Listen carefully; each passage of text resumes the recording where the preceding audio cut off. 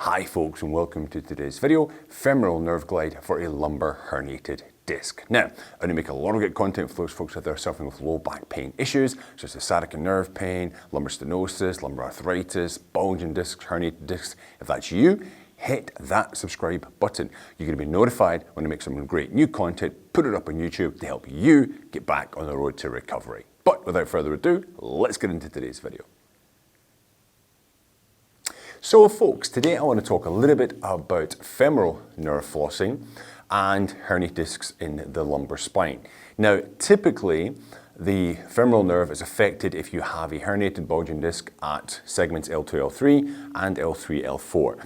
If your herniation is below there, typically L4, L5, L5S1, which is the most common sites of disc bulge, disc herniation in the spine, you'll be most affected by sciatica nerve pain, okay?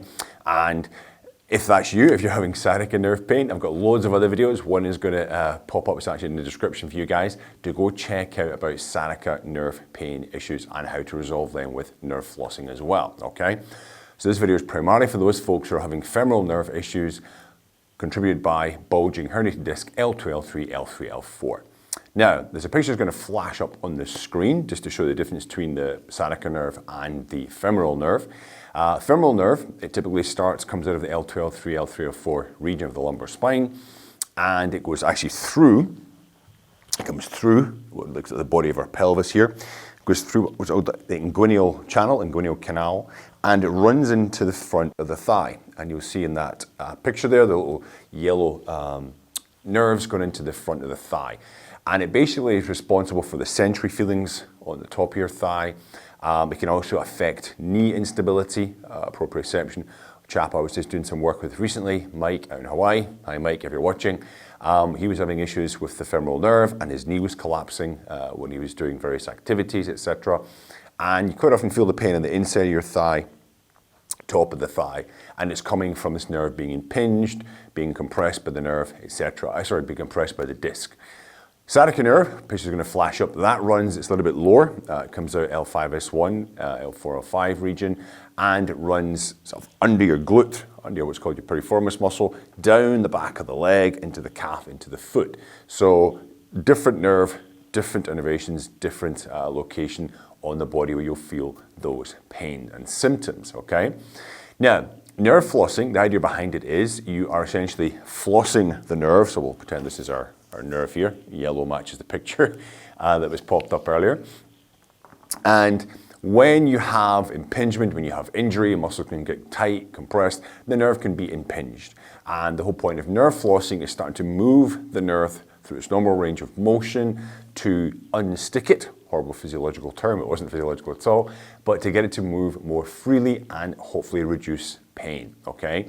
Now, me personally, when the clients I work with, I tend to do nerve glides a month or two after I've worked with the person. I'm not a huge fan of them in the acute stages because it tends to be when the nerve is super irritated. If you do something that will irritate it and move it, potentially it's going to make it worse. So I prefer to bring them in a bit later, okay? I always encourage to do them in a pain-free motion, and I'll talk about that when I get into this particular nerve glide, okay? So this nerve glide here is for the femoral nerve. I've set up here, this could be on the floor, but I've done this just for ease, for filming purposes. This is my mock table for today, okay? So we want to basically take that nerve and we want to floss it. We want to do that with it, okay? So we're pulling it from one side and then we pull it back on the other side, right? Pull it back one way and back the other way. Now, it's responsible for basically helping bring our hip forward like this, okay? It innervates down in here. So when we're going to stretch it, right, we want to basically put in tension some of that nerve. So we're going to have to angle our leg in a certain way, which is going to help us pull the nerve. Now, from the upper body perspective, whenever we drop the head to the chest, we put in tension into our spinal column, into the spinal nerves there. That's going to help pull the nerve the other way, okay? So the motion is going to be, we're going to be doing a neck extension and neck flexion. We're also going to be doing a hip extension with knee flexion, okay? So I'm going to show you here on, this is my pretend table, floor, etc., right?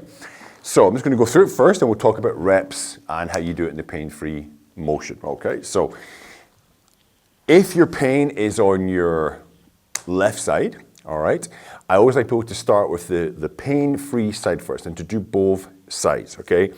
It just helps to get the body used to what's going to be happening. It's not a shock to the system.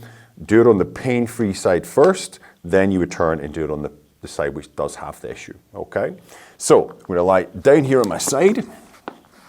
So start position, I want to bring my knee forward, leg is flexed, okay? So here I basically shortened the nerve, so the tension is less.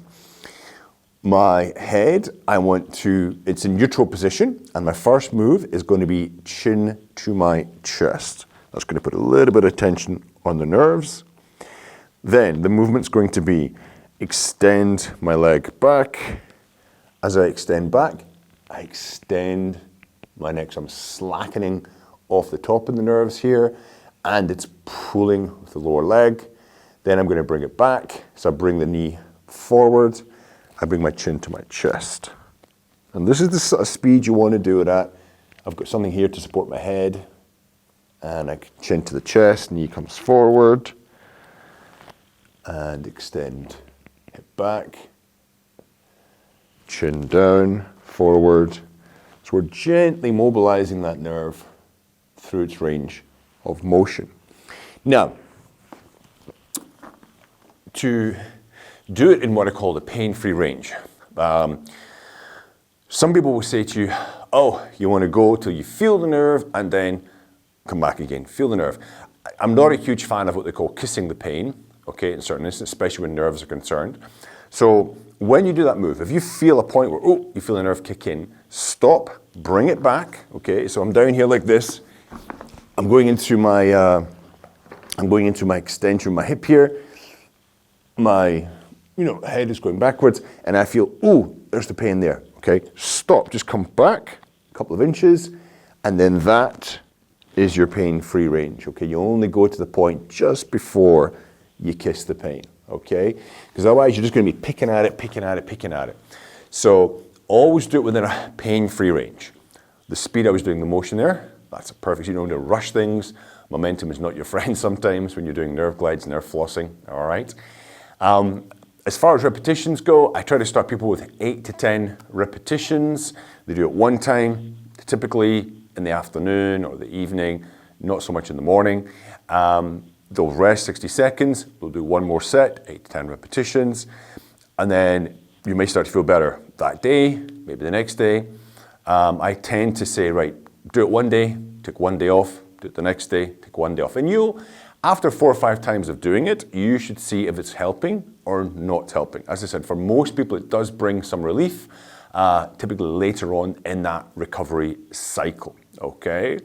So, guys, I hope that has been useful for you if you're out there suffering with the L2, L3, L3, L4 disc herniation, disc bulge causing the femoral nerve issues. Try it at home. Any questions, comments, please hit me up in the comment section down below. And if you are out there struggling with your own low back pain issues, then hit me up, okay? Drop me an email, ask me questions in the comments. I always reply to everybody. I get there eventually. And if you really want to have a proper chat, I also do a free advice call. It takes 45 minutes an hour. You can book it in my calendar. I give you some free advice, stuff to get you back on the road to recovery if you're struggling out there with your low back pain issues. Okay, guys, listen, hope you've enjoyed this video today. Don't forget to like, share, and subscribe, and I'll see you next time.